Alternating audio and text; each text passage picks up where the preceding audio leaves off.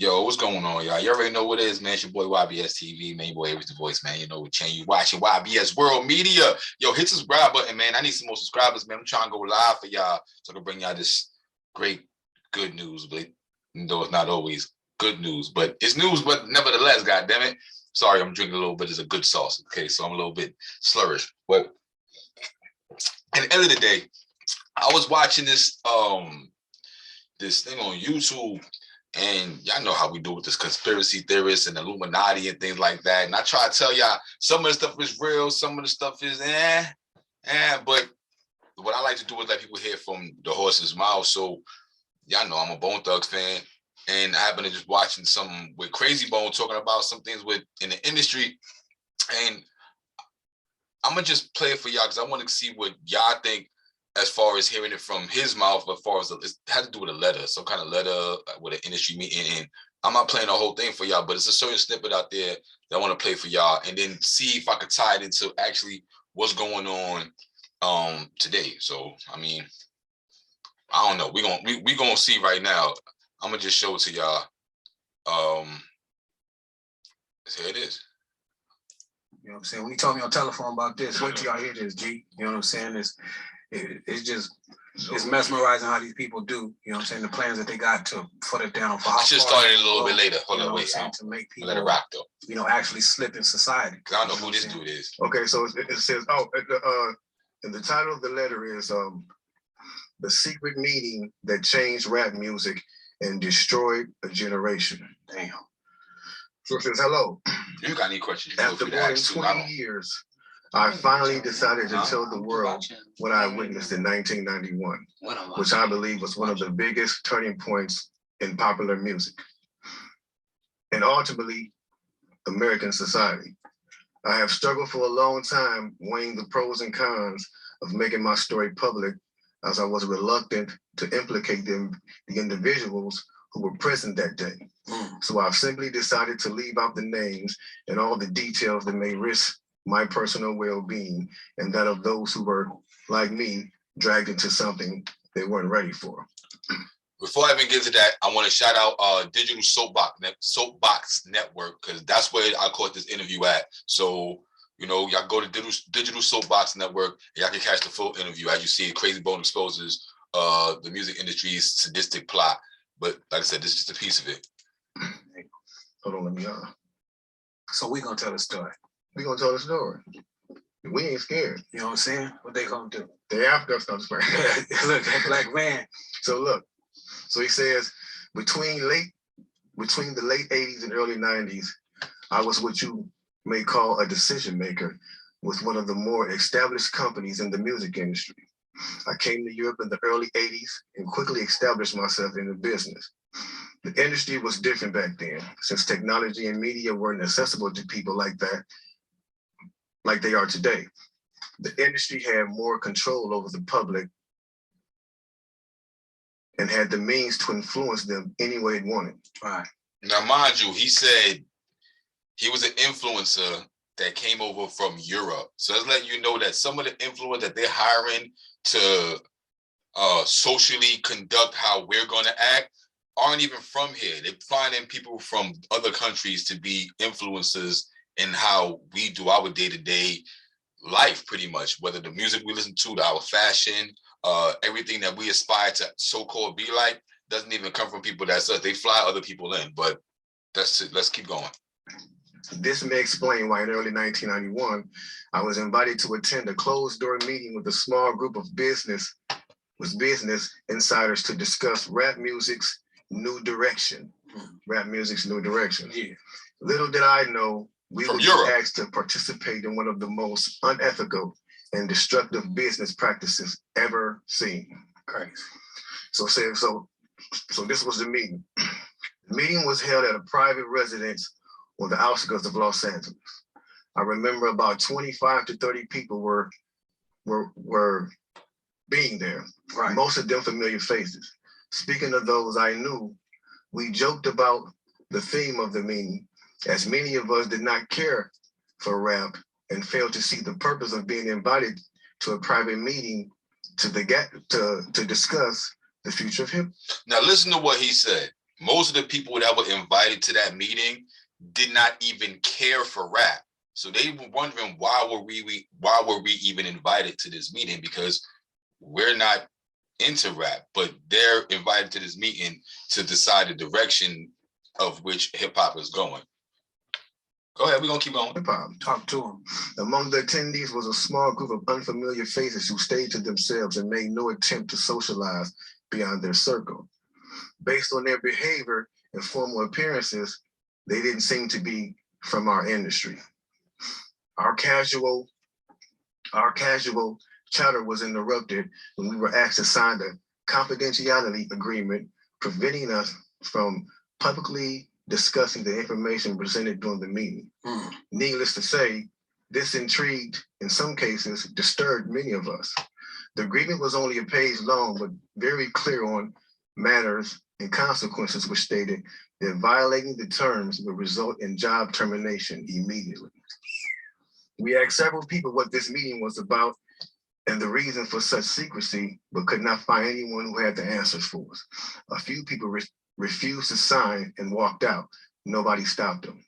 I was tempted to follow, but curiosity got the best of me. That's right. A man who was part of the unfamiliar group collected all the agreements from us.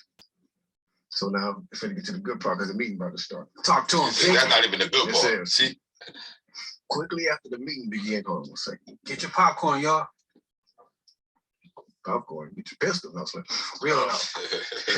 quickly after this meeting began, one of the industry colleagues, who shall remain nameless like everybody else, thanked us for attending. He then gave the floor to a man who only introduced himself by first name and gave no other details about his personal background. I think he was the owner of the residence, but that was never confirmed. He briefly praised all of us for the success we had achieved in our industries and congratulated us for being selected as part of this small group of decision makers. At this point, I began to feel slightly uncomfortable in the strangeness of this gathering.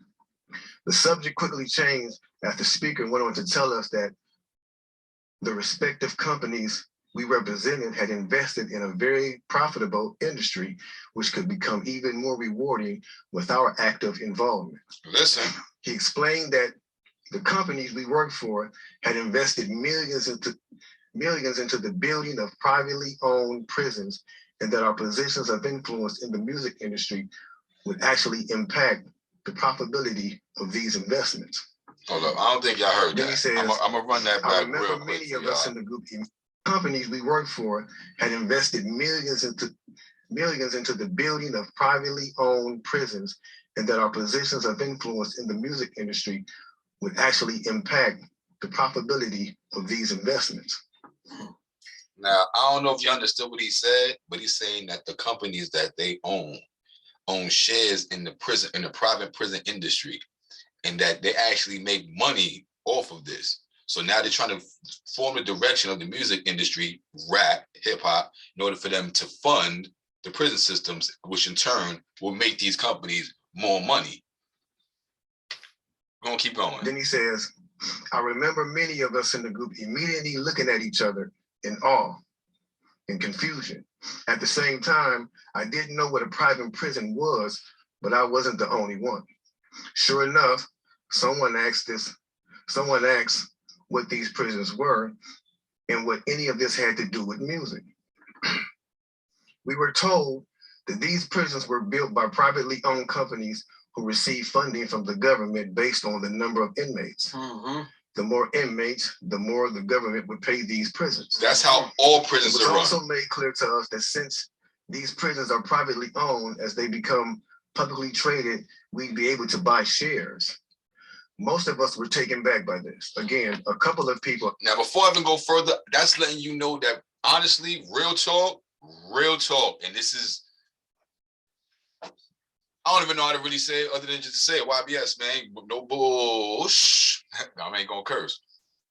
That means that literally right now, if you wanted to, you could buy shares in jail of jail systems. You could buy private shares of these jails, and you could try to make money off of your own people going to jail, knowing that these jails are always going to stay populated because crime and the crime rate is continuously going up. what's driving up the crime rate, the things that we've seen on TV. So when we try to tell you that there's a trap going on, real talk, not just trap music, but there's a real trap on Black people. These are the things that make us believe that if it's not Illuminati or whatever you want to call it, there are definitely higher ups that are controlling things. And we have to be way more cognizant of what's going on around us and not just buy into every single thing that they're showing us. Real talk. Because if I really wanted to, and I wanted to fund the downfall of my people, I could invest stocks in these jails and say, you know what, since I know we going down, I'm gonna make some money off of this. And honestly, there's some of us rich Black people that are actually doing that too. But that's a whole nother story. Well, ask what this had to do with us. At this point, my industry colleague who had first opened the meeting took the floor again and answered our questions.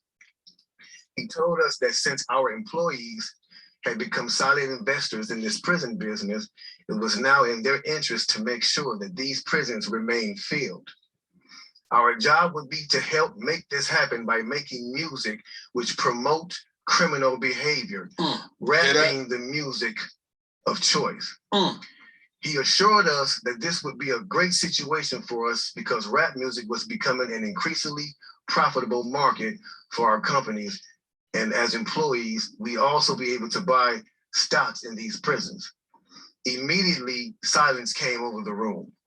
You could have heard a pin drop. I remember looking around to make sure I wasn't dreaming and saw half of the people with dropped jaws. My daze was interrupted when someone shouted, "Is this a fucking joke?" At this point, things became chaotic. Right. Two of the men who were part of the unfamiliar group grabbed the man who shouted and attempted to remove him from the house. A few of us, myself included, tried to intervene. One of them pulled out a gun, and we all backed off. They separated us from the crowd, and all four of us was. Now, what kind of meeting, right? What the hell kind of meeting that you go to? For one, you had to sign a confidentiality agreement. Well, I understand that. Listen, man, you're in the entertainment industry, a lot of weird stuff going on. So, but now, if you raise your voice and you don't agree with something, they got dudes with guns.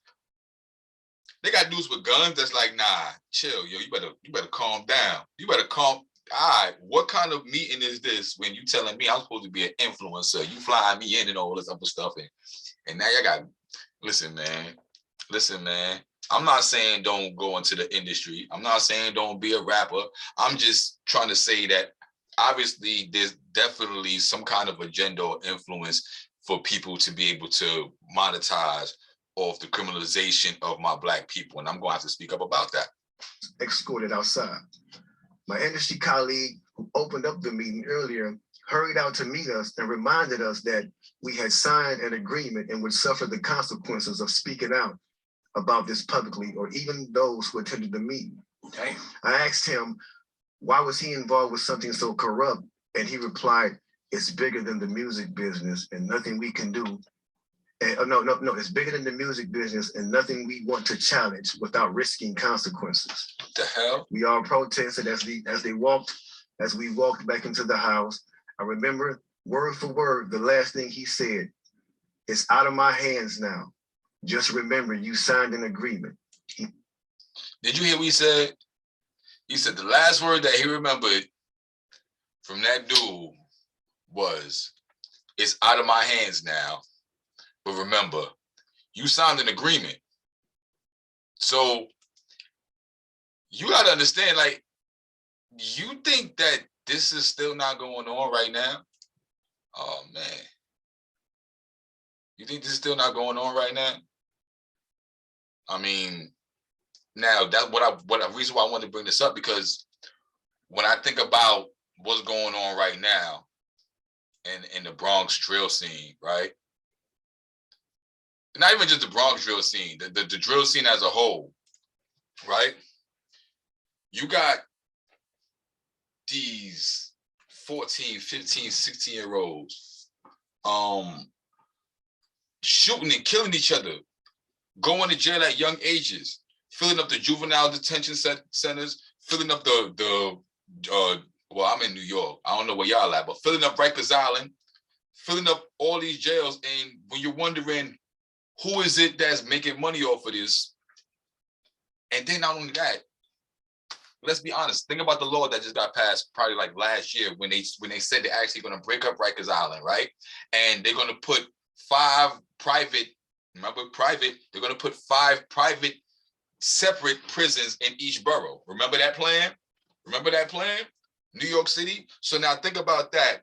The privatization of the prison system, the fact that is you can actually make money off of the stocks from that. The fact that these companies that they mentioned were Sony, Universal, and Time Warner, who were controlling these. Like I said, you can go to Digital Soapbox Network for that full interview with Krayzie Bone. And now you see what's going on. But we start off with the Chicago drill scene. You had people killing each other and going to jail. Now you got the New York drill scene, Bronx and Brooklyn, people killing each other, going to jail. Who's profited off this? It's not Black people at all. Why? We're definitely not profiting, because most of these kids is either going to jail or dying at young ages, right? We got parents that are mourning their kids. We got kids that are not even growing up to see 25. That's something that we thought we wasn't going to see. These kids not even seeing 18 right now, and they proud of it. And then the people who's watching this is trying to repeat the same things, and they're going to jail. I mean, the music might be cool, but look at these kids' faces. Look at these kids' faces. And I know the thing is going to be a little bit choppy because I'm playing off of YouTube. And so it's going to be a little bit choppy. You can actually go to all these videos. Look at these videos. The music is fire. I'm not going to be the person to say that the young music is not good. I actually like the sound.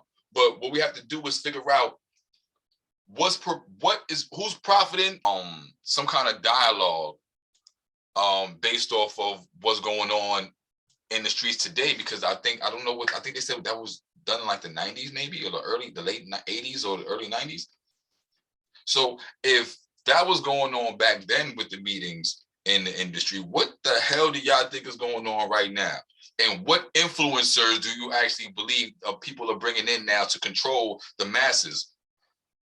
These are things I want y'all to think about, man. That's why I bring it to y'all, man. Y'all, listen, you see this, I Am Black, Building Leadership, Answering Questions, yo. But I'm also your boy, Eric the Voice, yo. And y'all already know what this is, YBS World Media.